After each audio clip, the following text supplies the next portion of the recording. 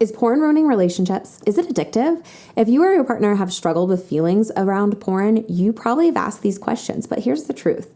Porn isn't the problem. Yes, it can create relationship tension. It can bring up personal struggles. But what's often called porn addiction or a moral failing, or when we point to porn as the problem, it's a distraction from what's really going on, which might be an unresolved issue that's not being addressed, or something that's happening in the culture or media that is actually more the problem.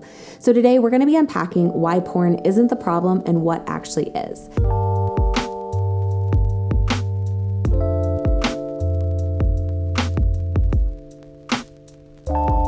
Before we get into it, hey there, I'm Lauren Consul. I'm a licensed marriage and family therapist and a certified sex therapist here to help you have more satisfying and secure sex and relationships. First, let's clear up a major misconception. Porn addiction is not a recognized clinical diagnosis. It is not in the DSM. Research also does not support the idea of sex addiction and that people are powerless over porn in the same way that they might be with substance addiction. Now, that doesn't mean that there is absolutely no connection, because anything we do repeatedly, of course, is going to have an impact on our brain, but it is not impacting in the exact same way that substance addiction does. And what many people experience as addiction is often tied to shame, guilt, anxiety around sexual desires. For others, it may be more about impulse control or compulsive behaviors, but that doesn't mean they're addicted. And this also doesn't mean that people don't struggle with their porn use. Many do. But instead of asking, am I addicted to porn? Better questions might be, why does my porn feel out of control? Why do I feel guilt, shame, or anxiety around it? Because when we only focus on stopping porn or porn is the problem, we miss the opportunity to address the real underlying issues, whether it's personal, relational, or societal, which it really is more those things than the porn itself.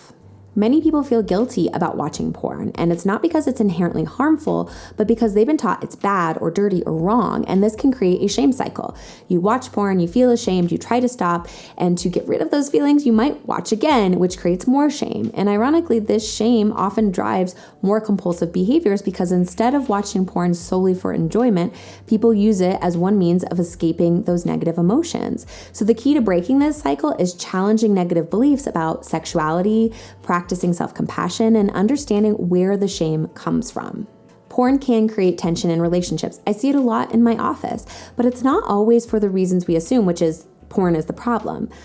It is often more something that's happening within the relationship, like a lack of communication. Secrecy around porn use rather than the porn itself can lead to feelings of betrayal or hurt.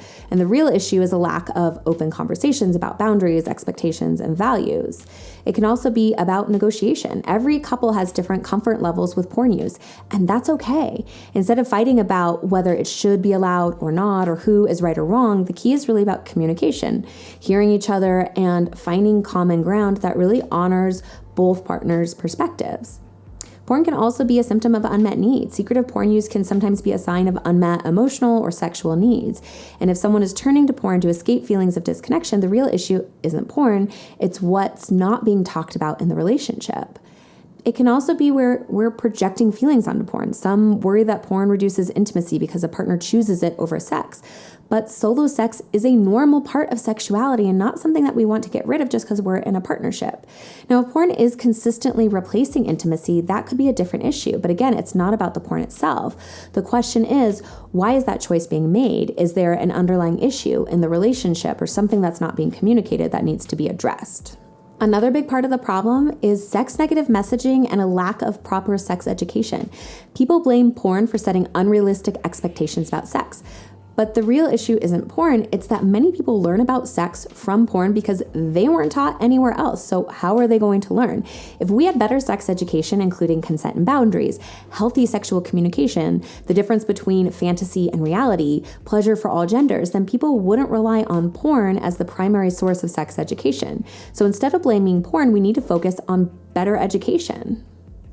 Now, what about the ethics of porn? Many people argue that all porn is unethical. And while it is absolutely true that a lot of porn is made unethically with issues like exploitation and lack of consent, and that is a huge problem, but blaming porn as a whole misses the bigger questions of what makes porn unethical and how can we support ethical porn, because there are so many amazing ethical porn creators who ensure fair pay for performers, consent and safety on set, inclusive representation. So rather than demonizing porn, we can make more conscious choices and support ethical creators.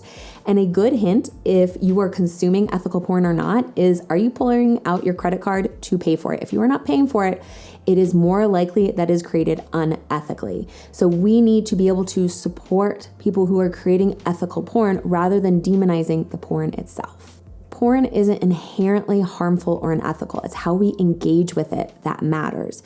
The real issue isn't porn itself. It's about how we navigate sexuality, relationships, and emotions. When we shift the focus from blame to understanding and communication, we move towards real solutions that are going to address the actual issues. I'm really curious of what you guys think, because I know this topic of porn can be really activating and create some polarizing responses. Let me know in the comments below what you think. And if this was helpful, be sure to like and subscribe and share for more content on how to have more satisfying and secure sex and relationships.